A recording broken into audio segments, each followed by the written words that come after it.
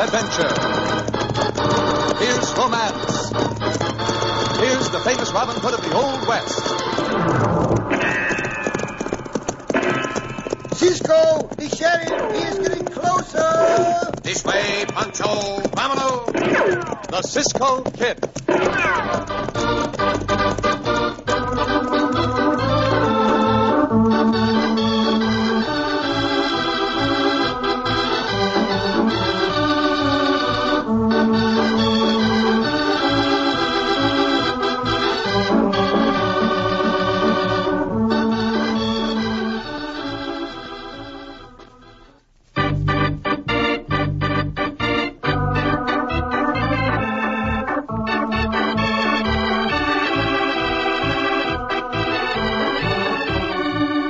Now, the Cisco Kid in our exciting story, The Claim Jumpers. Wherever men find gold, there is greed and dishonesty. Ed Jessup, president of the Vigilante Committee in the mining camp of Mile High, was dishonest. But for months, as one of the two assayers in camp, he pretended to be an upright citizen as he tested the samples of ore brought him and awaited his opportunity. But now, as he turns from testing some samples in front of him... Dave, he's hit it rich. Whose samples are those? Sam Fowler's. The way these here samples test out, Fowler might have the best strike of the whole year. So what do we do about it, Jessup? Fowler's coming here this morning. I'm going to tell him these samples are worthless. Then you make him an offer to buy his claim. He'll sell cheap, and you and me'll work that claim for all it's worth. Yeah, but if I make him an offer right here in front of you, it'll look kind of funny. You ain't going to make him an offer in front of me, you fool. You'll meet him somewhere out on the street after he comes here, and then we'll... Well, here comes somebody. It might be him. Get into the back room, Dave, quick. All right. Well, morning, Jessup. Morning, Fowler, morning. You got them samples tested out yet? Yep, I have. Well? I'm sorry to have to tell you, Fowler. This ore test's mighty low grade. You mean my claim's worthless? I'd say it was. Well, that ain't very good news. I'd hoped I'd have hit it this time. Yeah, it's too bad, Fowler. Next time you might hit it. Can't ever tell. Any chance you could be mistaken? Not much. But there is a chance, huh? Oh, a man can make a mistake in any line of business, Fowler. But there's no question but what your claim's worthless. Well, I'll take these samples along with me. I figure I'll let Reed Colby, the other assayer, look 'em over. But see here, Fowler. How much do I owe you, Jessup? Oh, just a couple of dollars. That'll be enough, seeing as I couldn't give you better news, but... Well, there's your money, and so long. So long. By thunder. Dave, come out here. Did you hear that? Yeah, that kind of spoils your scheme, Jessup. When Colby tells Fowler he's hit it rich, He ain't going to tell him. Come on, I'm going after Fowler right now.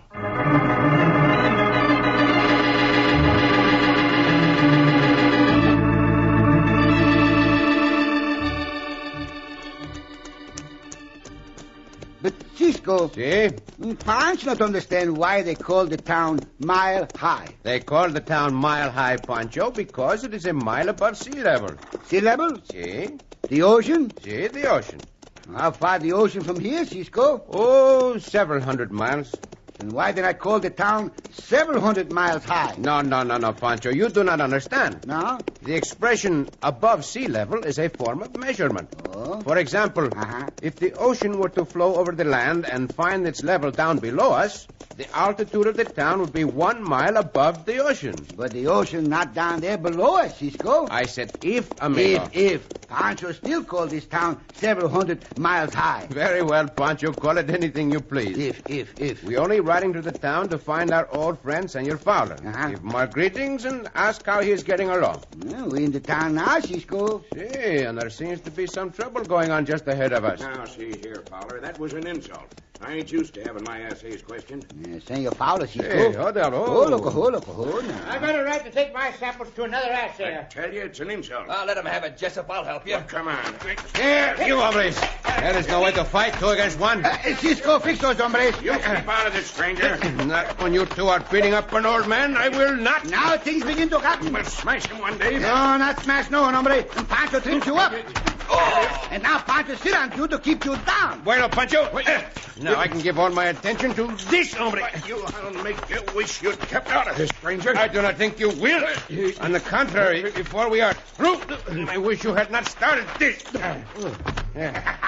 Bueno, Cisco, bueno. Hombre, go down and roll around a little. I sure am glad to see you and Pancho, Cisco.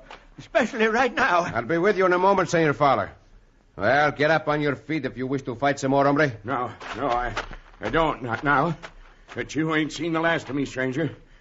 Don't think you have. Let the other one up, Pancho. See, Cisco, get up, you. Come on, Dave. Yeah, I'm coming. Now, Senor Fowler, we can pay some attention to you. See.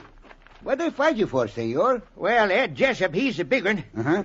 Didn't like it because I said I was going to take my samples to some other assayer. Is this Jessup an assayer himself? Yeah, he said my samples showed low-grade ore, Cisco. But I got a hunch he's lying. Come on with me while I leave these samples at Reed Colby's office. Then the three of us will go to the Red Tent Cafe. Si, senor. We will go with you. Yeah, we can talk things over at the cafe. We eat while we talk things over, senor? Well, sure thing, Pancho. Eat all you want. Yes, sir, on me. Thank you. Oh, that is a rash promise, Senor Fowler. You do not know Pancho's appetite. Yeah, but I know I'm mighty grateful to you two for showing up just when you did, Cisco. Those hombres meant to kill me. To make sure they do not kill you, senor, Pancho and I will stay around this town of Mile High longer than we had intended. Si, senor. But Pancho still think this town not named right. And Pancho think this town should be named several hundred miles high. No?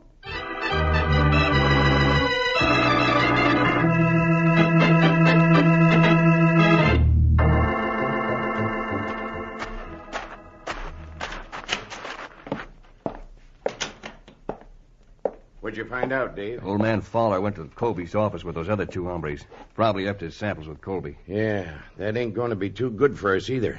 We should have gunned down them hombres, Dave. Ain't anybody gunning down that big one, Jessup. Why?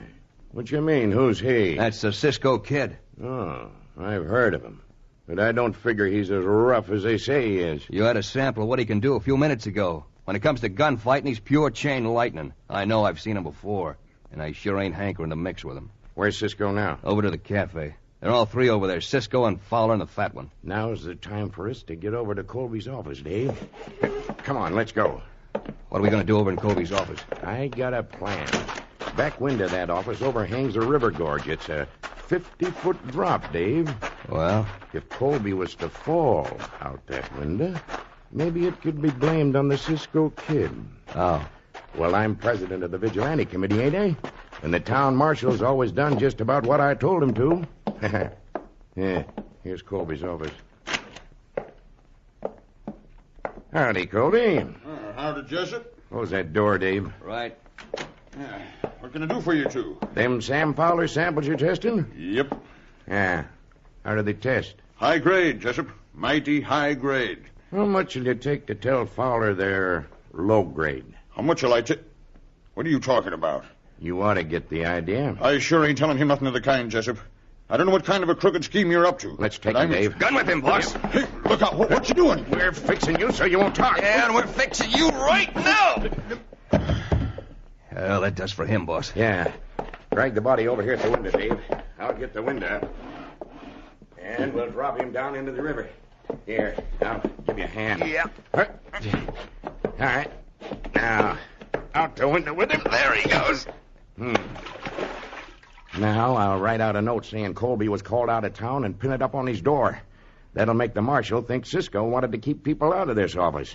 And then we'll watch the Cisco Kid try to get out of this one.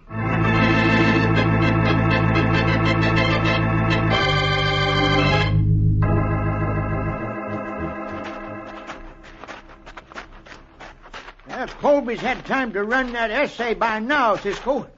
Let's go in and see what kind of report he gives me. But just a moment, Senor Fowler. There's a note tacked up on his door. See, a piece of paper. Yeah, my eyes ain't so good. Pancho, you're nearest. Read it. Pancho not can read, Senor Fowler. Oh, look like hen tracks to Pancho. I will read it.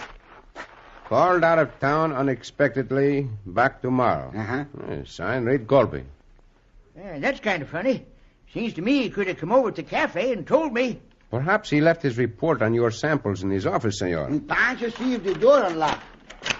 It's unlocked. Well, that is strange that he would go away and leave his door unlocked.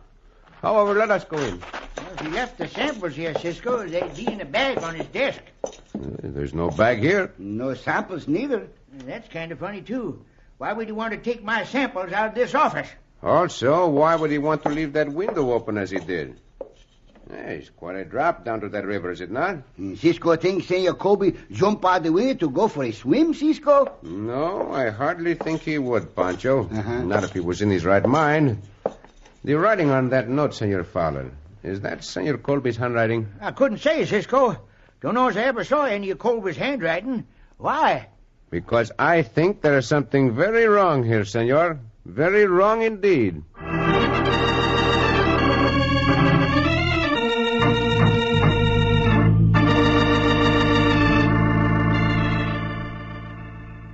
And that's the story, Marshal. You better do something about it right away. Hold on a minute, Jessup. I want to be sure I got this story straight. You say Dave here saw that Cisco Kid throw Colby out the window? That's what he did. Yep, that's right, Marshal. I was on my way over to Colby's office with some samples Jessup wanted Colby to check for him. As I got near, I heard an awful fight going on inside the office. So I opened the door just a crack and looked in time to see Cisco and the fat one drag Colby to the window and throw him out. There you are, Marshal. There's an eyewitness for you. You didn't go in the office, though, Dave. Nope, I closed the door quiet-like and got out of there as fast as I could. Well, as long as you saw it with your own eyes, Dave, I better take some action. Come on. Yeah, it's about time that Cisco Kid was brought to account. I hear he's got away with robberies and killings all over the country. Yeah, he's a bad hombre, all right. He sure ain't getting away with any robbery and killing here. Not while I'm wearing these guns. That's an idea, Marshal. Why don't you shoot first and ask questions afterwards? Nope, can't do that. It ain't legal. I'll put him under arrest proper and have him tried in court. Well, here we are. What's going on here? Well, howdy, Marshal. Hey, that is what we are trying to find out, Senor Marshal. Senor Colby left his office under very strange circumstances. He sure did. By way of that window. Yes, too bad, hombre, Cisco. How do you know he left by way of the window? 'Cause I saw you and this other one throw his body out. You saw us throw his body out? Hombre, you lie. Do your duty, Marshal. That's just what I aim to do. You three get your hands up. And the first one that makes a move gets gunned down. I'm putting you under arrest for the murder of Reed Colby.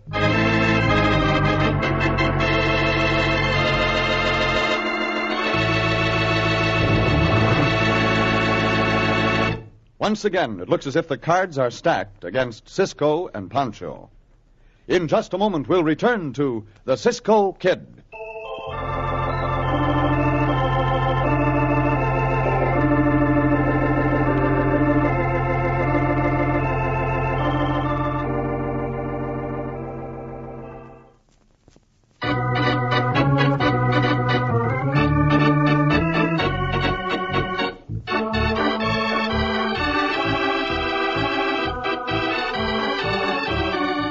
Now, back to the Cisco Kid and our exciting story, The Claim Jumpers. When old prospector Sam Fowler doubted the report of Ed Jessup, crooked assayer, who said that Fowler's ore samples were worthless, Jessup knew he had to work fast. He first tried to persuade Reed Colby, the other assayer in town, to return a similar report to Fowler. Then, when Colby refused, Jessup and his henchman Dave killed Colby and threw his body out the window into the river. Then Jessup had Dave swear to the town marshal that he had seen the Cisco Kid and Pancho commit the murder. And now, in Colby's office. That's what I said. I'm putting the three of you under arrest. Kind of surprised at you, though, Sam Fowler, for being in on this. I ain't on a thing, Marshal. Neither is Cisco and Pancho. These coyotes are lying to you. We don't know a thing about any murder. Dave here was an eyewitness. As I said before, Senor Marshal, this hombre is lying. He is a big liar. It's both big liars, no? Get him over to jail, Marshal. Don't waste no more time on him. I'll get the court together right away. Un momento, Senor Marshal. I have a question. Well, what is it? Do you know Senor Colby's handwriting when you see it? Yeah, I guess I can tell it. Is the handwriting on this note that of Senor Colby? No, I wouldn't say it was. Of course it ain't. It's a forgery, Marshal. One of these hombres forged it. It could be that one of you hombres forged it. Suppose we all sit down right now and copy this note so the marshal can compare the handwriting. Pancho not can copy a note, Cisco. Pancho make his mark. No. No? We ain't going to do nothing of the kind. I demand you take these hombres to jail, Marshal. You are very anxious not to give the marshal a sample of your handwriting, it seems. You're right, Jessup. No sense in wasting any more time here. Get going, you three. Walk ahead of me. Just one more thing, Senor Marshal. If Senor Colby's body was thrown